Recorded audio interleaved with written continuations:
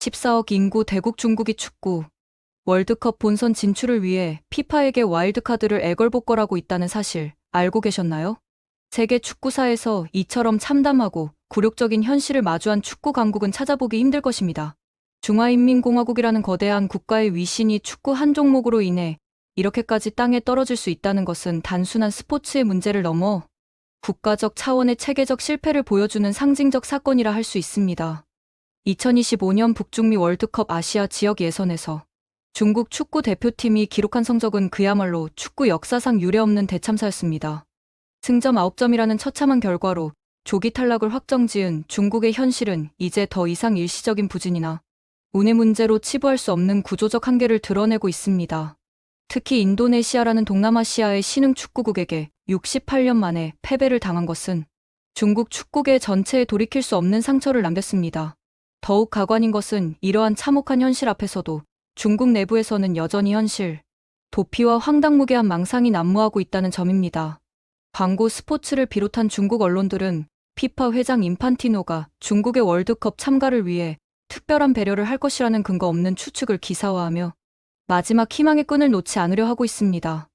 이들은 중국 기업들이 피파의 주요 스폰서이기 때문에 월드컵 흥행을 위해서라도 중국을 포기할 수 없을 것이라며 와일드카드 형태의 특별 초청 가능성을 거론하고 있습니다. 하지만 이는 축구라는 스포츠의 본질과 국제축구연맹의 공정성 원칙을 완전히 무시한 허황된 기대에 불과합니다. 월드컵은 각 대륙별 예선을 통해 실력으로 검증받은 팀들만이 참가할 수 있는 세계 최고 권위의 축구 대회입니다. 아무리 경제적 영향력이 크다 하더라도 스포츠의 공정성을 훼손하면서까지 특정 국가에게 특혜를 줄 수는 없는 것이 국제 스포츠 거버넌스의 기본 원칙입니다. 중국 축구의 몰락은 단순히 선수들의 실력 부족이나 감독의 전술적 미숙함만으로는 설명할 수 없는 복합적이고 근본적인 문제들이 얽혀 있습니다. 우선 중국 축구계의 구조적 부패와 비리가 선수 육성 시스템 전반을 마비시켰습니다. 실력보다는 연줄과 뒷돈이 우선시되는 환경에서 진정한 재능을 가진 선수들이 발굴되고 성장할 수 있는 토양 자체가 사라진 것입니다. 더욱 심각한 것은 중국 축구 선수들의 정신적 나약함과 프로의식의 부재입니다. 이번 예선전에서 보여준 중국 대표팀의 경기, 태도는 국가를 대표하는 선수들의 자세라고 보기 어려울 정도로 무책임하고 안일했습니다. 인도네시아와의 경기에서 단 한 개의 유효 슈팅도 만들어내지 못한 채 수비적으로만 경기를 운영하다가 스스로 범한 반칙으로 페널티킥을 내준 것은 기본적인 집중력조차 결여되어 있음을 보여주는 대표적인 사례입니다. 중국 축구 전문가들과 팬들 사이에서는 이러한 참담한 현실에 대한 뼈아픈 자성의 목소리들이 쏟아지고 있습니다. 특히 젊은 세대의 축구 애호가들은 감독 탓하기에 급급한 기성세대의 변명과 달리 선수들의 근본적인 자세 문제를 정확히 지적하고 있습니다. 한국이나 일본과 같은 진정한 아시아 축구 강국들과 비교했을 때 중국 선수들은 기본기 훈련조차 제대로 하지 않으면서 고급 기술과 전술만을 흉내내려 한다는 것입니다. 이는 중국 사회 전반에 만연한 급진적 성과주의와 과시욕의 산물로 볼 수 있습니다. 땀과 노력으로 쌓아올려야 하는 기초 실력은 외면한 채 겉보기에 화려한 개인기나 전술적 플레이만을 추구하다 보니 경기의 기본이 되는 체력, 정신력, 조직력 모든 면에서 동남아시아 국가들에게조차 뒤처지게 된 것입니다. 중국 대표팀 선수들의 경제적 처우 역시 이들의 나태함을 부채질하는 주요 원인 중 하나입니다. 이번 예선전 마지막 경기를 위해 충칭에서 60개 방을 가진 호텔을 통째로 빌려 사용한 것은 이들이 얼마나 현실 감각을 잃고 있는지를 보여주는 상징적 사건입니다. 경기장에서는 골 하나 제대로 넣지 못하면서도 숙박비만은 프리미어리그 최고 스타들 수준으로 사용하고 있는 것입니다. 더욱 가관인 것은 이러한 호화로운 대우가 성과와 전혀 연결되지 않는다는 점입니다. 중국 대표팀은 최근 몇 경기 동안 단 한 골도 넣지 못하는 무득점 행진을 이어가고 있습니다. 심지어 중국보다 피파 랭킹이 훨씬 낮은 북한도 이번 예선에서 2골은 기록했는데 수십억 원의 연봉을 자랑하는 중국의 공격수들은 골망 흔들기 자체를 포기한 것처럼 보입니다. 중국 축구 팬들의 분노는 단순히 경기 결과에만 국한되지 않습니다. 가장 큰 문제는 선수들의 태도입니다. 말레이시아와의 경기에서 보여준 정지 선수의 행동은 중국 축구의 현주소를 극명하게 드러내는 장면이었습니다. 자신들의 졸전에 분노한 관중들의 야유에 대해 반성하기는커녕 오히려 적대적인 시선을 보낸 것은 프로 스포츠 선수로서 있을 수 없는 행동이었습니다. 이러한 오만한 태도는 중국 축구계 전반에 만연한 특권 의식의 발로로 해석됩니다. 실력과 성과에 상관없이 보장되는 경제적 대우와 사회적 지위 때문에 이들은 진정한 경쟁 의식과 자기 개발 의지를 상실한 것으로 보입니다.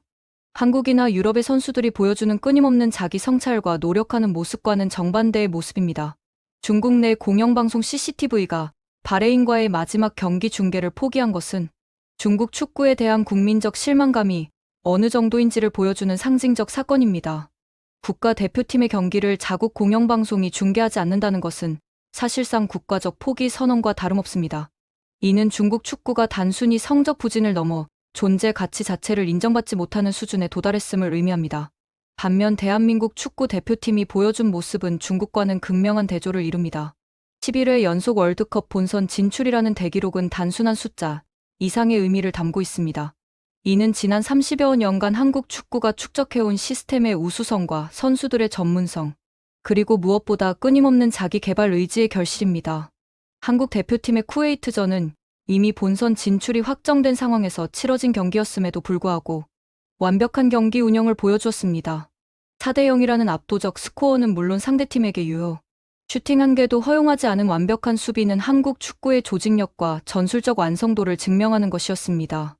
특히 홍명보 감독이 보여준 선수 운용과 실험적 시도들은 한국 축구의 미래를 위한 체계적 준비가 얼마나 철저하게 이루어지고 있는지를 보여주었습니다.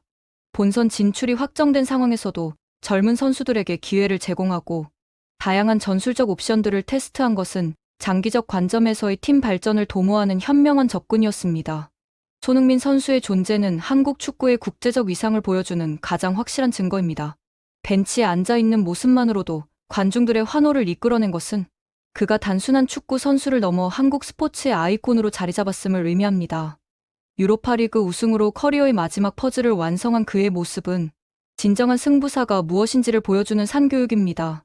손흥민의 A매치 134경기 출전 기록은 단순한 숫자 이상의 의미를 갖습니다. 이는 12년 이상 한국 대표팀의 핵심 선수로서 매 경기마다 최고의 컨디션을 유지해왔다는 것을 의미하며 동시에 한국 축구의 지속적인 경쟁력을 보장하는 근본적 토대 역할을 해왔다는 것을 보여줍니다. 한국 축구가 보여주는 체계적 접근과 전문성은 중국이 절대 따라할 수 없는 영역입니다. 이는 단순히 개별 선수들의 재능이나 감독의 능력만으로는 설명할 수 없는 시스템의 우수성에서 비롯되는 것입니다. 유소년 육성 시스템부터 프로리그 운영, 그리고 국가대표팀 운영에 이르기까지 모든 단계에서 보여지는 전문성과 효율성은 한국 축구만의 독특한 강점입니다. 중국의 바레인전에서 보여준 극적인 마지막 승리조차 중국 축구의 현실을 더욱 적나라하게 드러내는 계기가 되었습니다. 추가 시간 페널티킥으로 간신히 얻은 1골에 대해 왕유동 선수가 보여준 과도한 세리머니는 중국 축구계의 현실 인식 능력이 얼마나 결여되어 있는지를 보여주는 상징적 장면이었습니다.